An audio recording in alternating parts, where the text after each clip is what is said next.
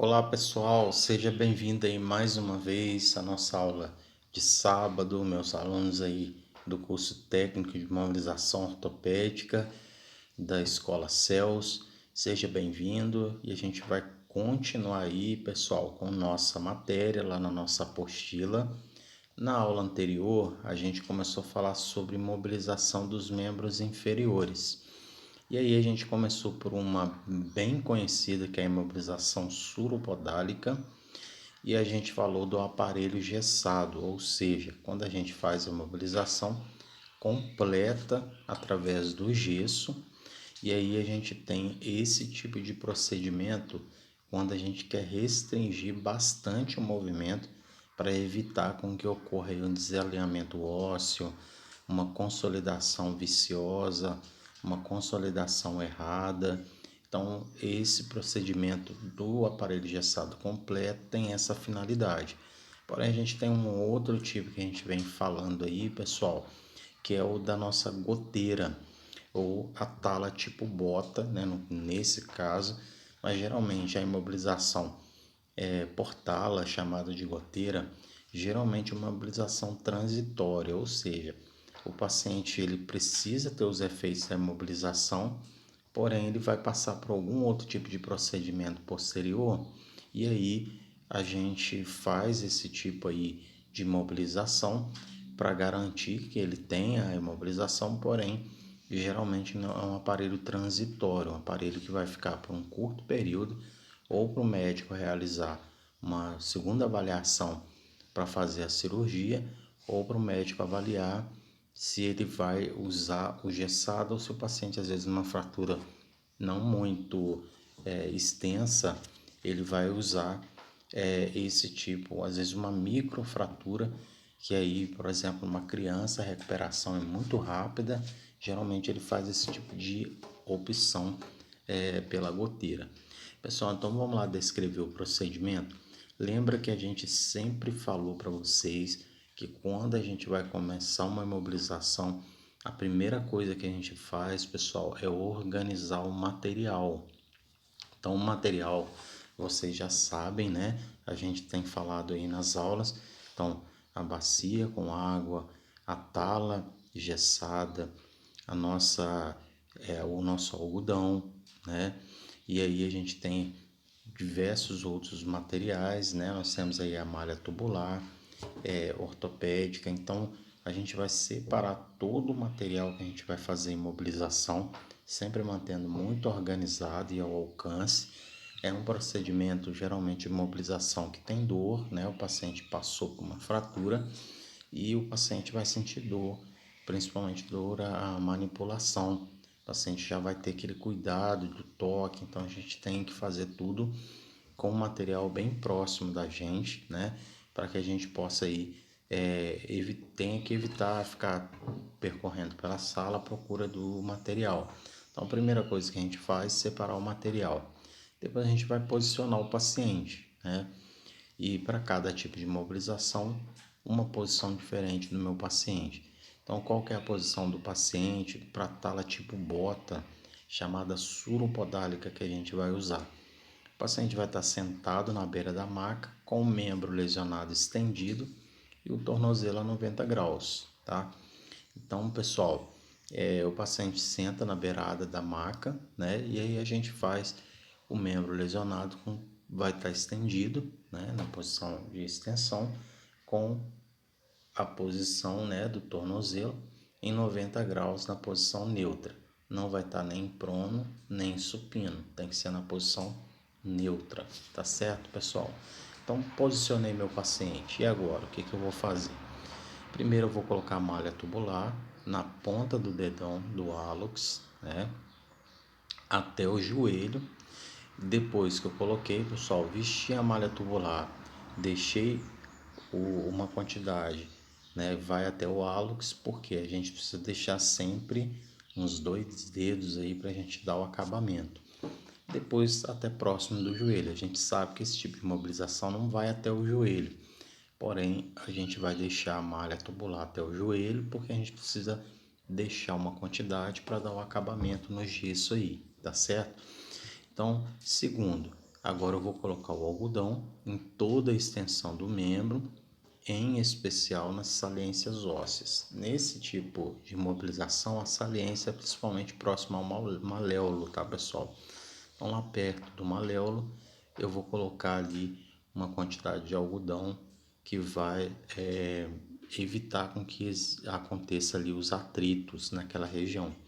Vou aplicar a tala gessada, aliás, vou colocar a tala gessada, né, nessa região posterior, e depois eu vou prender com um crepom, sempre começando de distal para proximal. Pessoal, então a parte anterior da goteira não é gesso, né? A parte anterior vai ser atadura de crepom. E a parte de trás, aí sim, a parte de trás a gente vai modelar através da tala gessada para a gente poder deixar aí a posição que a gente quer daquele membro, né? Fazendo a modelagem ali. O que eu vou orientar o paciente? Pedir para ele não pisar durante 2 dias, não molhar o gesso e mexer bastante os dedos dos pés para ajudar na circulação. Então, mesma orientação, pessoal, membro superior, a pessoa vai movimentar os dedos, né? Como a gente não faz nenhum exercício muito forçado com o membro superior, ou seja, o membro superior não suporta o peso do nosso corpo, a gente pode deixar o membro livre, né? Apenas observando a posição de ficar na tipóia, porque a gente sabe que o peso do gesso pode causar um problema no ombro, se a pessoa deixar, principalmente a pessoa mais idosa, se ela deixar o peso do gesso com o braço em pêndulo, ele vai ter um problema no ombro. Então, por isso que a tipóia ela vai ser responsável para evitar com que o paciente tenha problema, né? Lembra que o procedimento de mobilização é para gerar conforto para o paciente, não trazer mais problemas, tá certo? Então, pessoal, quais indicações que eu vou ter? Imobilizar provisoriamente, lembra que a gente falou, né, com imobilização provisória, é a fratura do terço médio e distal da perna e dos ossos do tarso, ou seja, dos ossos do pé. Então, esse tipo de mobilização, pessoal, vai ser para fratura do terço médio, ou seja, o meio, falando uma linguagem não muito técnica, mas o meio da canela, né? Do meio da canela para baixo, até lá o dedo do pé, ou seja, os tarsos ou os dedos do pé, ou os metatarsos, vai ser utilizado esse tipo de procedimento, tá certo? Então, fratura do meio da canela para baixo, a gente vai ter esse tipo de mobilização que a gente acabou de fazer a descrição aí, tá? O tamanho da atadura gessada indicada é a atadura de 15 ou de 20, né? O membro inferior não tem regiões muito pequenas, né? Geralmente regiões pequenas como o membro superior, a gente geralmente usa a atadura de 10, né?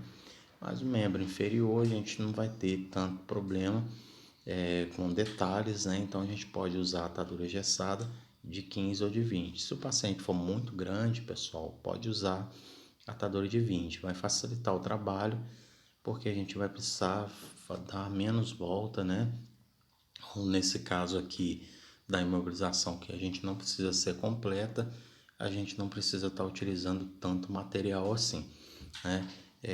Então, atadura de 20 para pessoas maiores, atadura de 15 para pessoas do porte médio para pequena, a gente vai estar utilizando aí esse tipo de mobilização, tá certo? Então, pessoal, continuando aí, a gente vai falar agora sobre um outro tipo de mobilização, que é a cruropodálica ou ignopodálica. Pessoal, bem utilizada também. Esse tipo de mobilização é bem trabalhosa, né? É uma das maiores mobilizações que a gente faz aí. O pessoal saiu aqui da nossa aula, a gente foi lá para fixação externa, mas voltando aqui. Então, pessoal, esse tipo de mobilização, a cruropodálica, é uma das maiores imobilizações que a gente tem aí de membro inferior. Então ela vai pegar desde o meio da coxa e vai até lá embaixo, até a posição anterior que a gente tinha descrito, né? Então nós falamos falamos da suropodálica, agora nós estamos falando da cruropodálica ou ignopodálica. Pessoal, a ignopodálica é mais utilizado esse termo. Ela vai da região inguinal. Lembra lá da anatomia, região inguinal, que é a região do meio da perna, né? Próxima aí ao órgão genital. Então a gente tem aí esse tipo de imobilização, que vai bem próximo do órgão genital, masculino ou feminino, e vai até lá a região da cabeça dos nossos metatarsos, tá certo?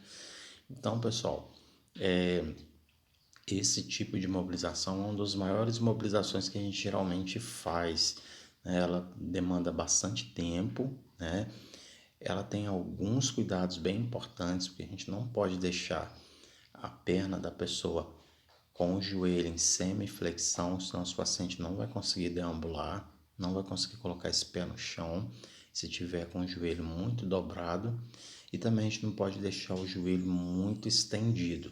Se a gente deixar o joelho muito estendido, o paciente vai ter dificuldade aí também no dia a dia para fazer, né, e obedecer, principalmente as crianças aí que tem, mesmo com o gesso, a gente sabe que a criança é agitada, né? E a gente tem que garantir aí com que ela tenha pelo menos uma função preservada, né? Então a gente tem que ter esse cuidado aí. Pessoal, nós vamos agora na nossa segunda parte, então, descrever passo a passo esse tipo de mobilização, né? Que é a cruropodálica ou ignopodálica. E aí a gente volta na nossa próxima parte da nossa aula, tá certo, pessoal? Então, anotem aí os procedimentos, que daqui a pouco a gente vai retornar com a nossa segunda parte da aula, tá joia? Então, até daqui a pouco, pessoal.